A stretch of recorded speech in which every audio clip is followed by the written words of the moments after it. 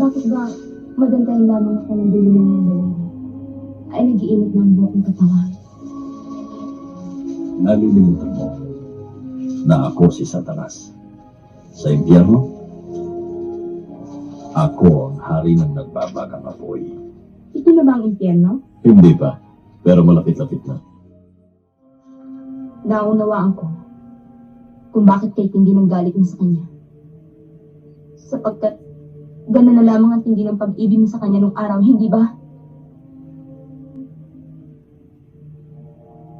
Rodrigo, huwag mong talikuran ang katotohanan.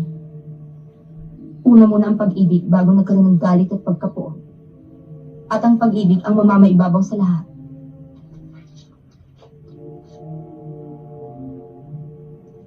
Tinutukso mo ba akong magbalik? Oo. Magbalik ka na sa dati mong pag-ibig. At ikaw, paano? Ako? Wala na akong mukhang maiharap sa kanya.